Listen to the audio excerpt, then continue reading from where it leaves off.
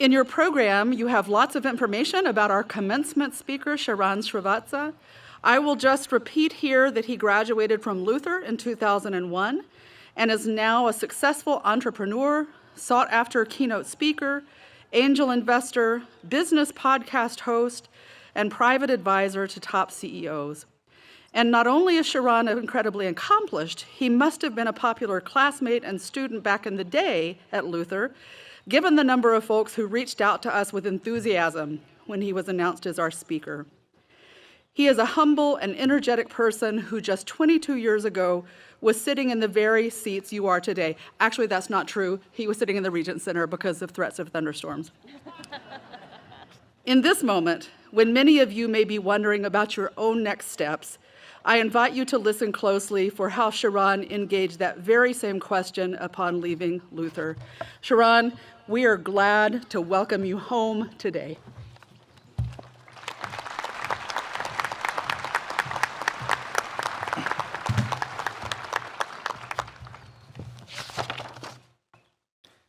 Thank you, President Ward. Congratulations, class of 2023. You can nod and stuff, it's okay. So I have a confession to make. I remember sitting exactly where you were like yesterday, but I don't remember my commencement speaker. He was brilliant. He was very accomplished. He even had a slight Norwegian accent, but I don't recall anything that he said. In fact, I did a little poll, and I asked 63 people over the last 10 weeks who went to different schools. And guess how many remembered even one thing about their commencement speaker? 0. So that puts us in a little bit of an interesting situation today. I think we can make a little history. And while there's a good chance that you're not going to remember anything that I say, I need to give you a reason why you should care. Here's why. I'm just like you. I walk these halls just like you. I whined about Paideia just like you. Yeah. It was terrible. I'm sorry. I made amazing friends just like you. I stressed out about getting internships and jobs just like you. I'm just a few years ahead with a few wins and a lot of losses. And I'm going to compress 22 years into 7 minutes. In fact, I'm going to give you 3 lessons and 1 golden ticket. All right? So let's start with the lesson number 1, which is a story. I've not shared this extremely publicly, and I think it'll hit more home today than anything else. So 22 years ago, I arrived at Luther as an international student. I got here a few weeks before classes started for orientation. I was one of the first ones on campus. The summer session was just finishing up and everyone was getting ready for the fall. What I did not realize at my first weekend on campus, the CAF was going to be closed. We all know the CAF is never closed, right? And in those days, you had international checks, which you all don't know anything about, right? And this international check that I deposited in my bank account took 10 to 14 days to clear. So I was left for a long weekend without any cash and probably not much food. So I got hungry on that Saturday and started walking around campus. I couldn't find much. And I was walking back up the hill to Ilvy, right between the CFL and the Union. And I saw this dumpster. And I saw 2 kids throw 2 big pizza boxes into this dumpster. Jackpot. So I waited till the sun went down. I jumped in this dumpster. By the way, I took a little selfie by that same darn dumpster that is up there. I jumped in this dumpster, grabbed this box of pizza. The 2 crusty slices of pepperoni never tasted that good. I ran back to my dorm room at LV, and I was like, you know what? I think I can get past these next 2 days. The next day, somehow I found myself back near the dumpster. I just thought maybe there'd be another 2 slices of pizza, but I didn't want to jump in there. I wanted to see if someone would throw some fresh food in the dumpster. Lo and behold, 4 folks walked by, tossed a couple of bags of Subway sandwiches. And I'm not talking about the little guys. I'm talking about the party sub in the dumpster. So I waited till the sun went down. I actually jumped in the dumpster, grabbed the Subway sandwich, and I saw an all-American box of Pop-Tarts.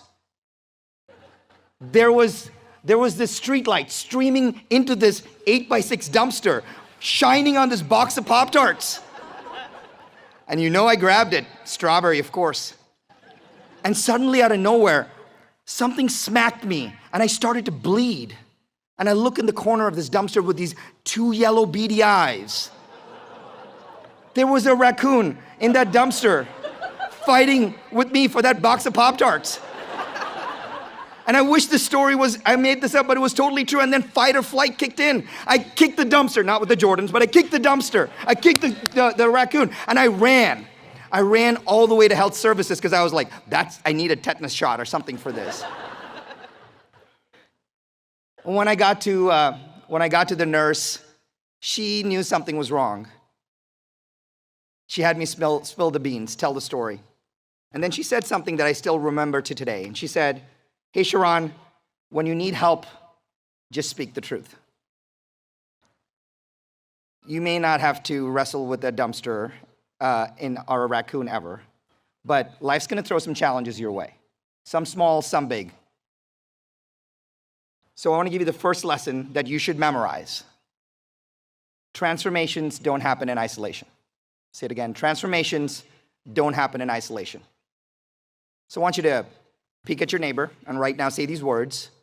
Transformations don't happen in isolation. Go ahead, do it right now. Just say transformations don't happen in isolation. There is going to be a quiz I'm trying to get you to memorize right now.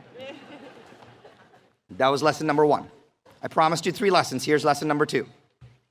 So as you go into this world, you're going to hear this phrase a lot, which is jack of all trades, master of none. And I don't really understand what that means. I don't know if the world's telling me that I should be a jack of all trades or I should be a master of one. I don't know. And I was talking to my friend about this on the phone the other day, and I said, being a master of one is being like a one-trick pony. And my daughter, who's 7 years old, she said, "Dad, do you know what a one-trick pony is?"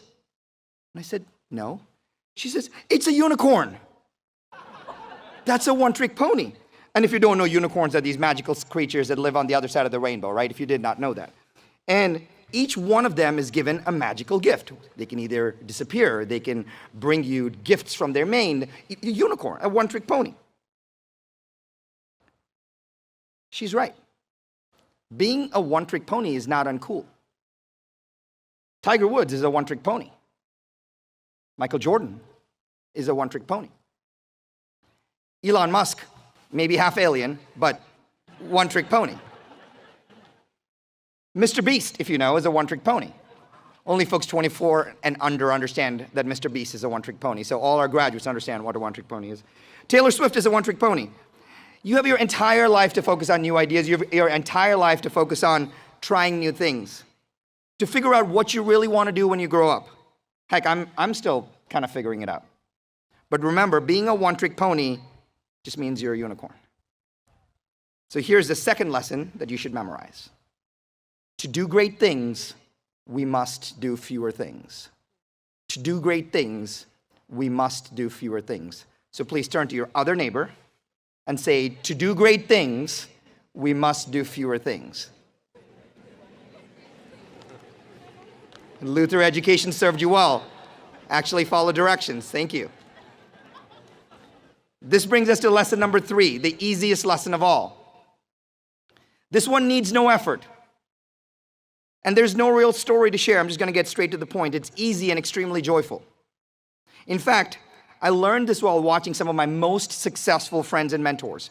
I actually have 3 mentors that are billionaires.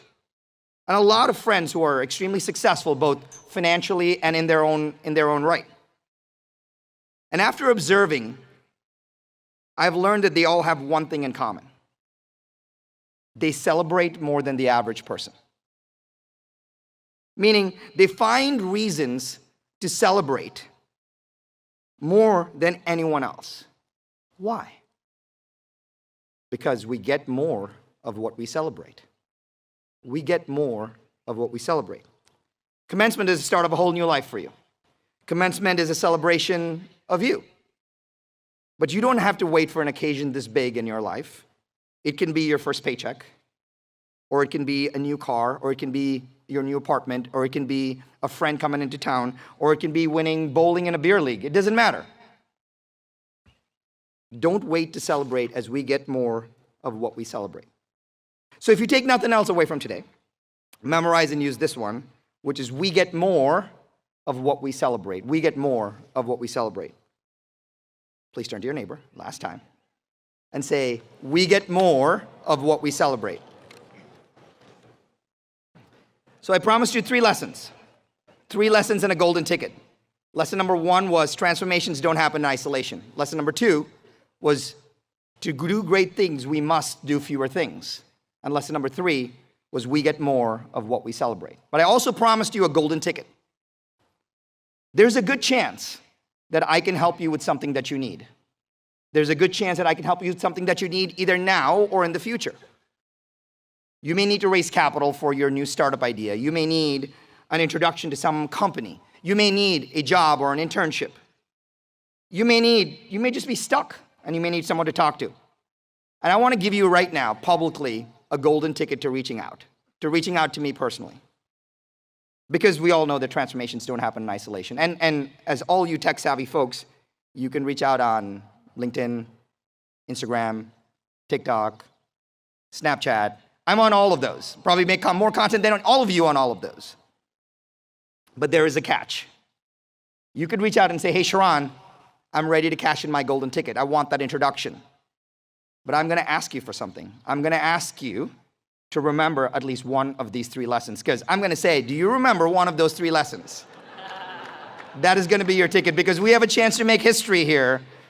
And I want you to remember something, anything that we talked about today. So I'm going to recap for you the 3 lessons, which you do not have to repeat to your neighbor. So let me recap them for you really quick. Number 1, transformations don't happen in isolation. Lesson number 2, to do great things, we must do fewer things. And lesson number 3, we get more, a lot more, of what we celebrate. Congratulations, class of 2023. Go Blue!